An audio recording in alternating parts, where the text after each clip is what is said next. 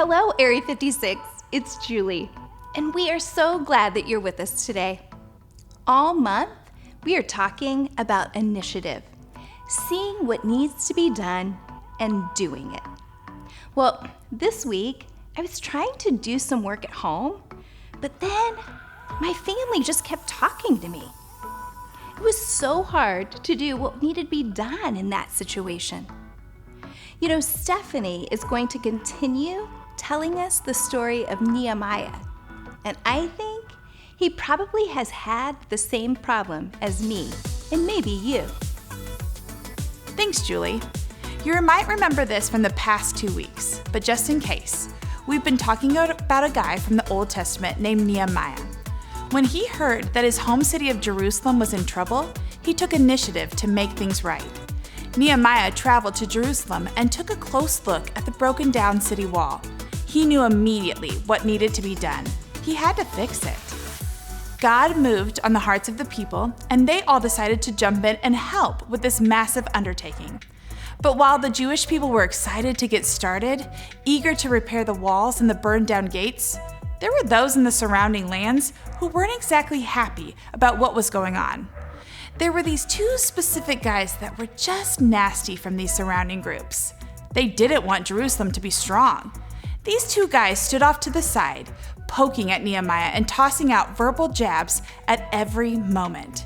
They yelled and made comments while the work on the wall was happening. I don't know what we're yelling about! But Nehemiah kept his cool. Instead of fighting back or giving in to these really annoying people, he said to them, "We serve God, and He will help us rebuild these walls." Nehemiah knew he couldn't get this job done without God's help. It was too big of a task. So Nehemiah had each family group work on a section of the wall closest to their home. Every age, men, women, even kids, they were all helping rebuild the wall. And in a short amount of time, the wall started to look less like piles of rubble and more like walls again. These two nasty guys couldn't even believe it. They were shocked, so they started in again, openly mocking anyone who was working on the wall. But the people all ignored them again. Instead of losing focus, Nehemiah kept working, and he prayed. He said, "Our God, please listen to our prayer. Some people hate us. They're saying bad things about us. Don't hide your eyes from their guilt. Don't forgive their sins. They have said bad things about the builders." And the people kept working and working and working. The wall suddenly became halfway done. Now, obviously, this did not sit well with the two guys who were really angry about it. So they needed a new plan.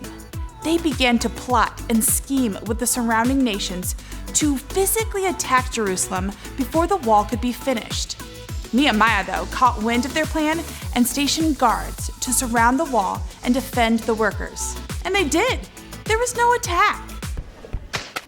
Not today. Nehemiah and the Jewish people worked day and night until finally the wall was finished. But they had one last job to do, the gates. So they set forth to finish this one last part.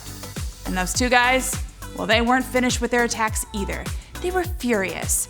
They tried to trick Nehemiah to distract him from the wall. They told him that his friends wanted to meet him in town a few miles away. They sent messages trying to trick him into stopping. But Nehemiah knew what needed to be done, and he kept working. Through all of the tricks, the ones where they tried to make Nehemiah look bad, and the ones where they told him a friend wanted to meet him, Nehemiah saw right through them all. And on the 52nd day, the wall was completely finished. It had been completed in record time by a group of ordinary, everyday people. It was clear to everyone that God had helped Nehemiah and the Jews stay focused and finish strong. I'm not sure if it's the same for you, but Nehemiah was interrupted and distracted at every turn. There were lots of things that could have taken his attention away. He could have felt completely overwhelmed by all the work and by the challenges he and the people had to face. But he led them to stay focused and trust God. And I think that's the key takeaway here. He trusted God. God's faithful, and He can give us the strength to finish His work. When distractions came, Nehemiah stayed focused and prayed to God. Nehemiah stayed, and Nehemiah prayed. Let's pray together today. Dear God, even when others tried to distract Nehemiah, or when those around him were discouraged, Nehemiah stayed focused on what you wanted him to do. Help us to follow Nehemiah's example this week. When we start to get distracted by fears, problems, or even the good things in life, remind us to ask for your help. Amen. I love Nehemiah's story because it is such an important one. We have so many distractions today, maybe even more than Nehemiah, but we can also practice staying focused on God throughout our week. Now, we have some next steps to help us with that. Here's the first one. Talk around a family meal this week. Share with each other what you think is the most important thing for you to focus on tomorrow or this week. Then ask each other, what distracts you from doing what needs to be done?